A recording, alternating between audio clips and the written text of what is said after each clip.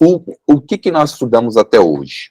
Nós estudamos a definição de leitura metodológica, leitura pedagógica, a diferença entre essas duas coisas, tá? Nós atribuímos os pressupostos para esse curso, que é sempre uma leitura metodológica e não uma leitura pedagógica.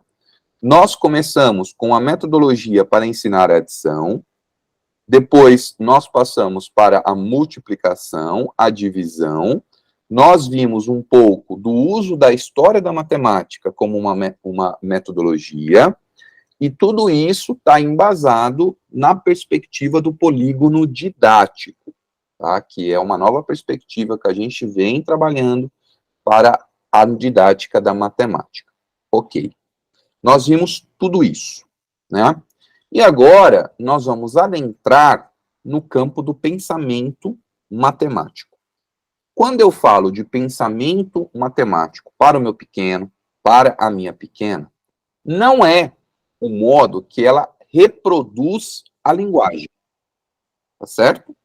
Então, estudar o pensamento de uma criança não é a mesma coisa que estudar a linguagem dessa criança. Então, existe uma grande diferença aí. Um exemplo, eu falo para uma criança do 4º ano, cilindro. Apresento para ela a imagem de um cilindro, imagem plana, na lousa. Num terceiro momento, eu vou dar na mãozinha dela um cilindro. Ela pega um cilindro. Então, ela vai construir essa ideia de cilindro. Depois, na avaliação, eu pergunto para ela, o que é um cilindro?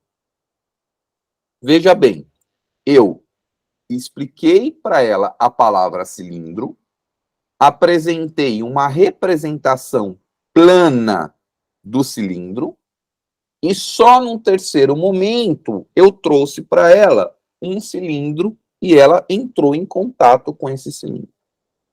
E a avaliação pergunta, o que é um cilindro? Na opinião de vocês, a avaliação está de acordo com o método que eu usei para explicar o cilindro?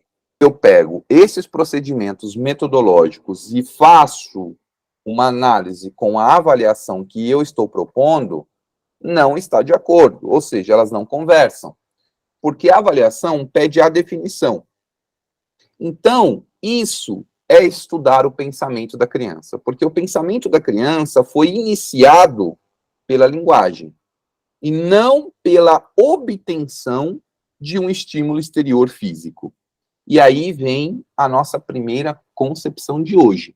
A geometria inicia-se sempre pelos estímulos externos, e não pela linguagem sui generis. Nosso convite de hoje para a aula de hoje. Então, a aula de hoje, ela é uma aula muito cognitiva, tá?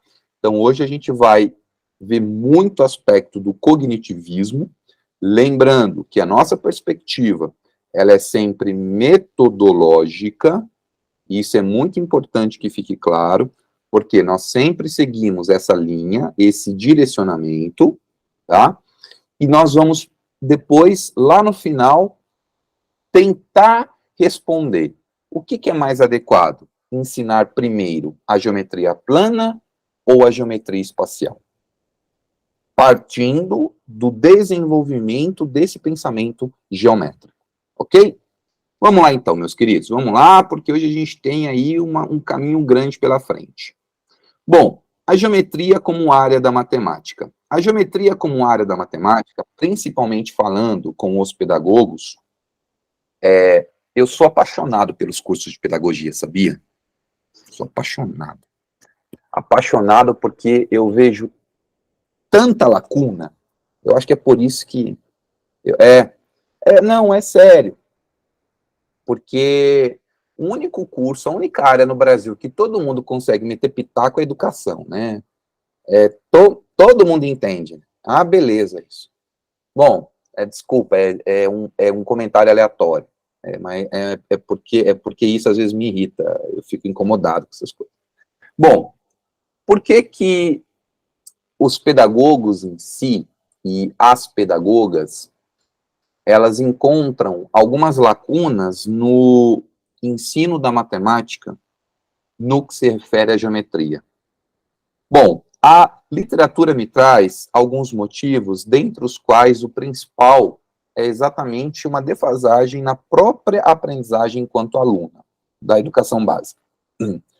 O que isso significa? Isso significa que quando o aluno, a aluna, antes de ingressar num curso de pedagogia, tem uma defasagem na aprendizagem da geometria, ela vai transportar isso para a sua carreira profissional. Ela vai levar isso para a sala de aula. E quando ela leva isso para a sala de aula, junta-se a isso todas as ações burocráticas que o cotidiano escolar exige, né? Porque é muito simples e muito fácil para um formador, para um doutor, para um gestor educacional, pedir e cobrar que um professor ele atue na sua formação continuada. Mas é muito difícil mudar a estrutura do tempo de trabalho para que esse professor consiga fazer isso, né? Então, quando eu analiso essas duas informações, a geometria é a que menos aparece. E isso, pasmem, também em alguns cursos de licenciatura em matemática. E nasce uma grande questão de pesquisa que eu acho interessantíssimo, mas não é algo que eu tenho me debruçado. Por que a geometria ela causa tanto espanto?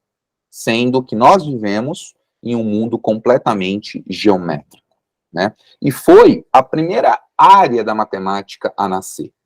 Então, a primeira coisa que nós temos que assumir enquanto professores, e isso eu venho falando já há muito tempo, é que eu não posso ensinar uma coisa que eu não sei, né? Esse é o princípio ético básico do professor, né?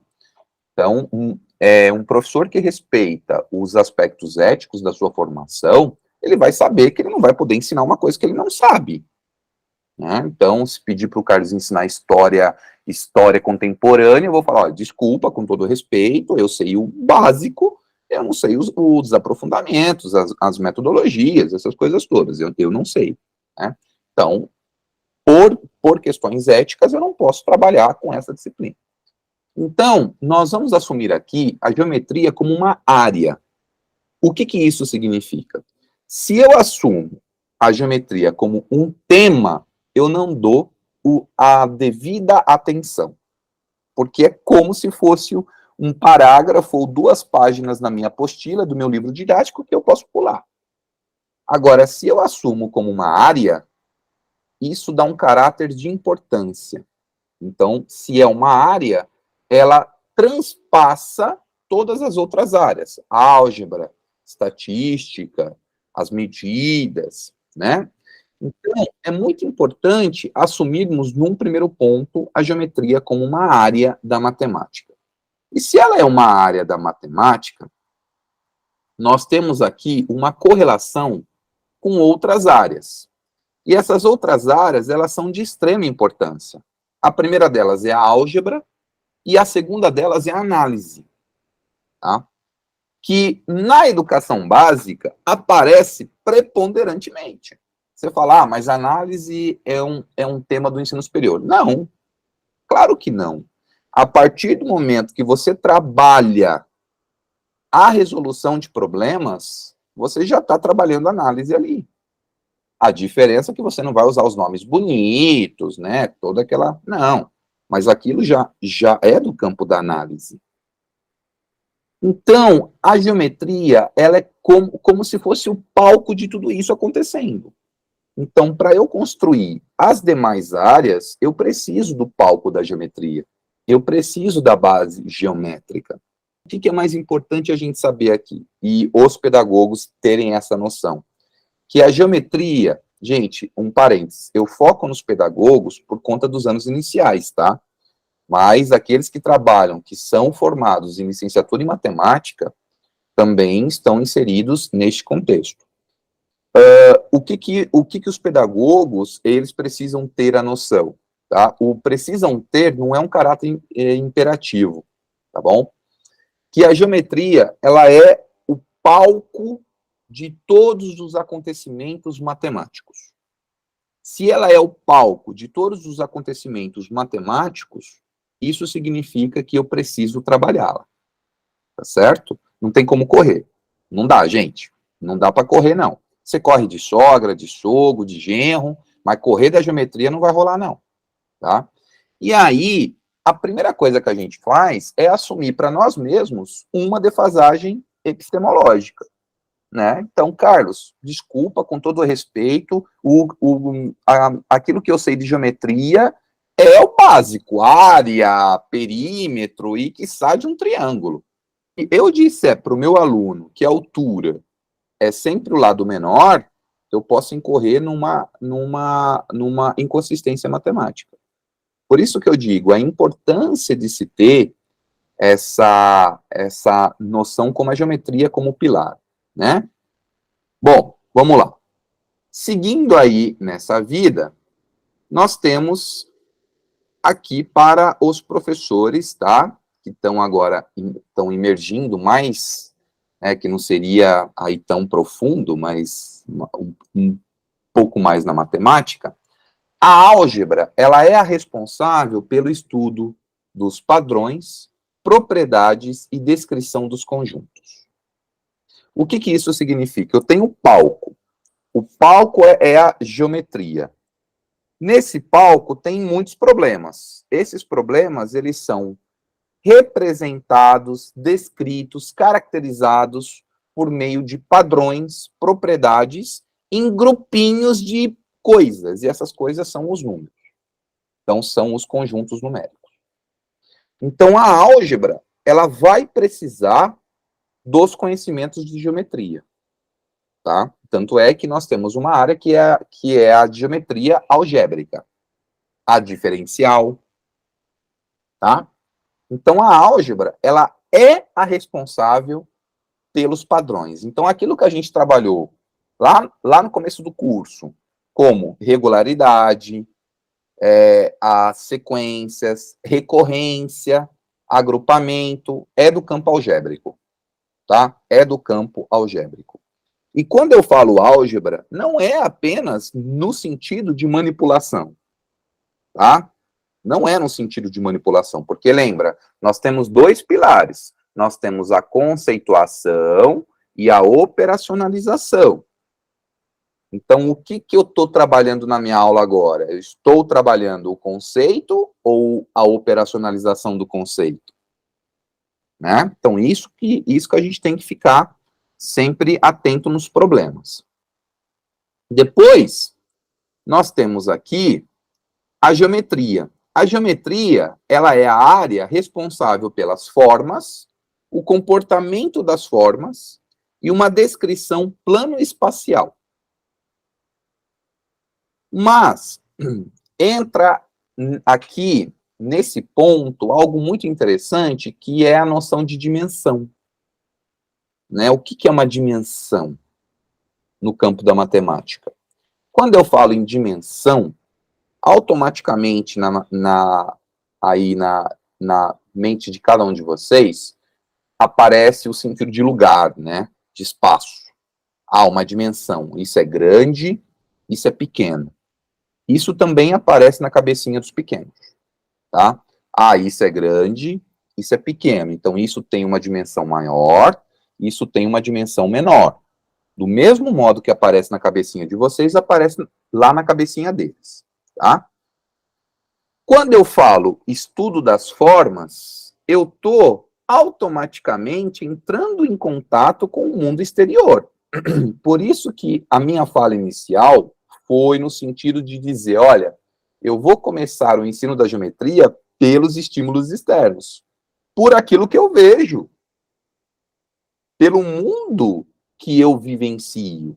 Se ele está em cima de uma mesinha quadrada, aquilo para ele já é motivo de uma aula de geometria, né? Se ele está, porque a professora de dança, de educação física, pede para formar uma roda, aquilo para ele já é uma aula de geometria.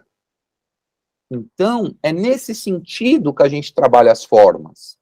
E é algo interessante, porque isso foi uma vez no estágio que eu estava acompanhando, e o meu estagiário, eu lembro que falou o seguinte: pessoal, façam para mim aí na folha do caderno o primeiro polígono que vier na mente de vocês. E um dos aluninhos fez um círculo, né? E aí ele perguntou para esse aluninho: por que você acha que um círculo, porque como estava no quinto aninho, ele ainda não explicou a diferença entre círculo e circunferência, né? Por que você acha que círculo é um polígono? A resposta do aluno, muito, assim, nossa, me deixou muito, muito surpreso. Porque círculo está no chão. Olha só a resposta do aluno. O círculo está no chão. Quando ele responde que o círculo está no chão, muito provavelmente ele associou as rodas que ele faz do corre-cutia, na casa da tia, sabe, lá nas dancinhas. E para ele, como ele escuta falar que polígono é o plano, e plano os professores citam como exemplo o chão, ele automaticamente construiu esse conhecimento. Está incorreto? Não, mas matematicamente sim. Veja, ele associou um conhecimento que já foi construído por meio da contextualização, ele já identificou um polígono como tudo que aparece no chão, e se o círculo aparece no chão, então o círculo é, portanto, um polígono. A resposta do aluno foi que o círculo para ele era um polígono porque aparece no chão. Mas a questão aí é que a forma que está no chão é um polígono, justamente porque está associado com aquela ideia de plano. Isso é estudar o pensamento da criança. Aonde que houve um erro? Houve um erro na explicação do professor lá atrás, aonde ele associou a todo o polígono o chão. Porque eu fiz depois uma conversa com a mesma professora. Eu fiz uma conversa e ela me disse que ela usa o chão para explicar o polígono. E ela desenha usando... Como chama quando emenda os azulejos no chão, gente? Eu nunca achei. Sabe quando tem um azulejo, um outro azulejo? Isso, tipo no rejunte.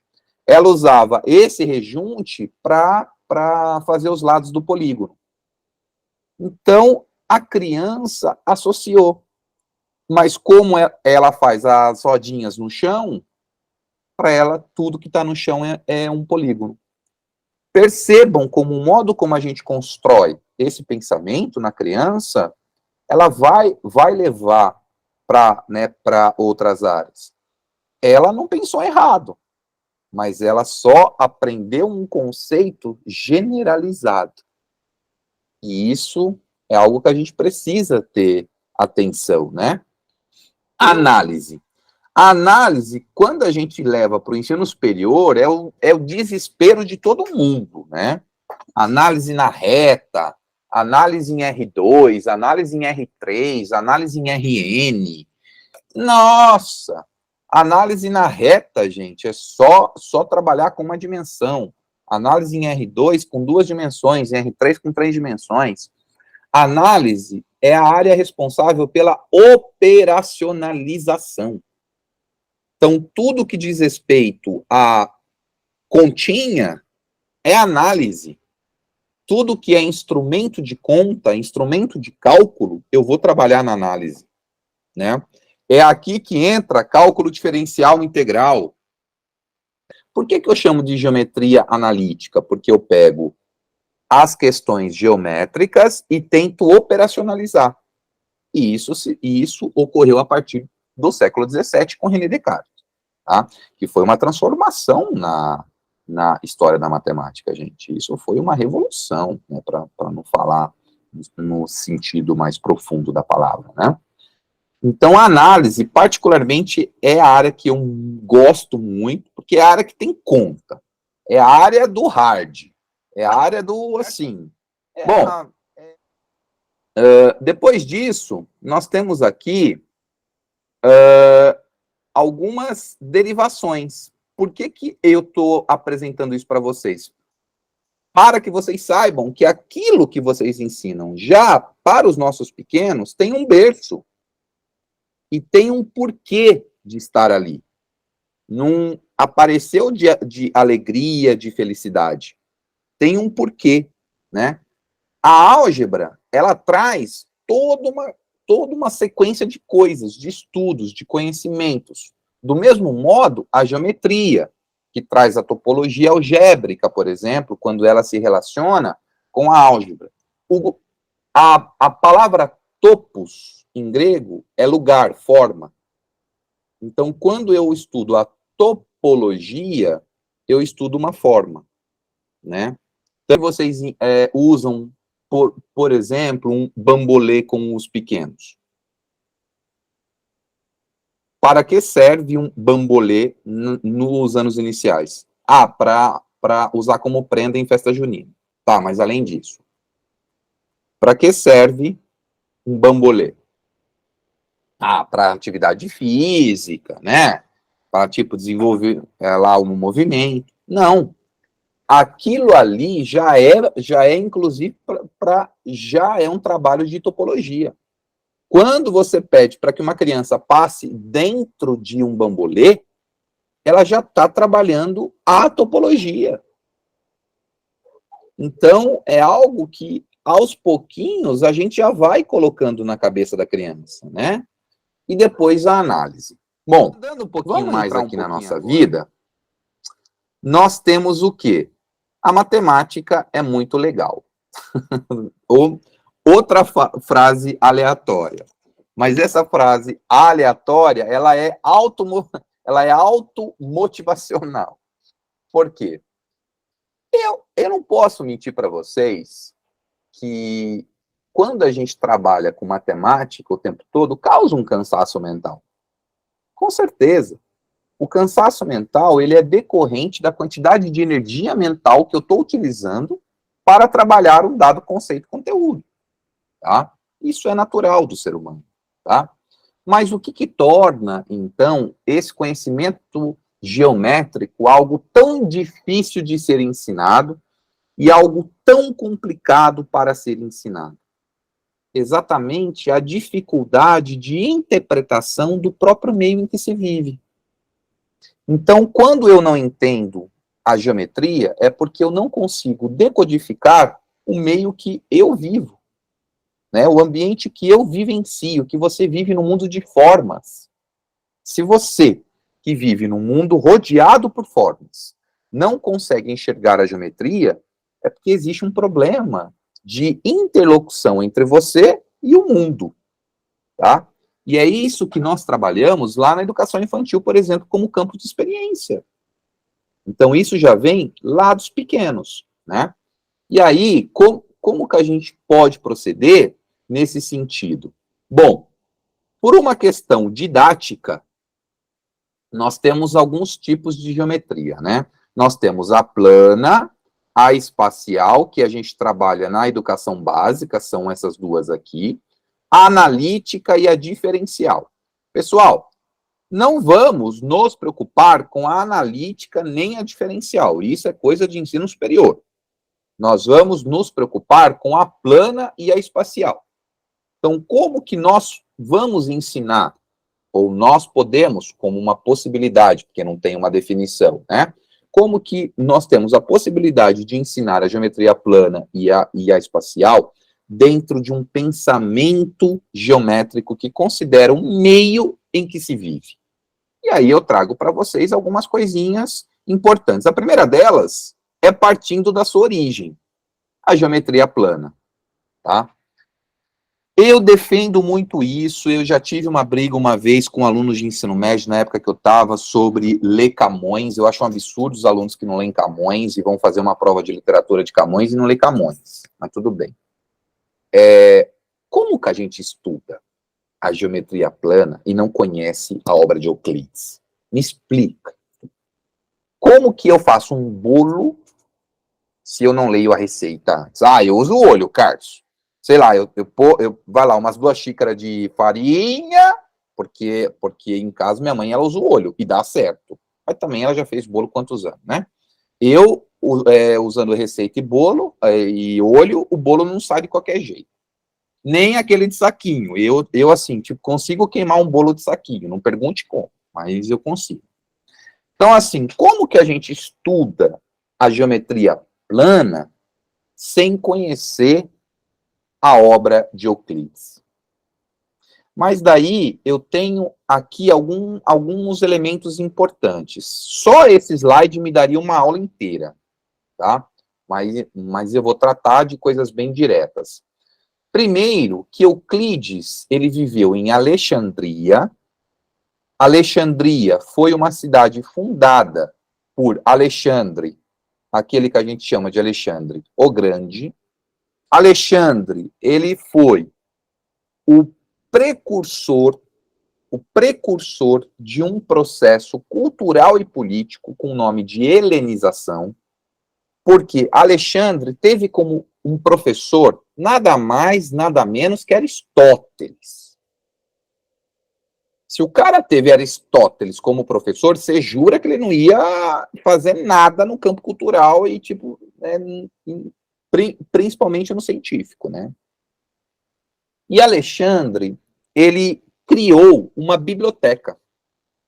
A Biblioteca de Alexandria, que depois, séculos depois, ela foi queimada pelos cristãos na época de Constantino, era o único lugar no mundo ocidental que reunia todos os conhecimentos até então acumulados.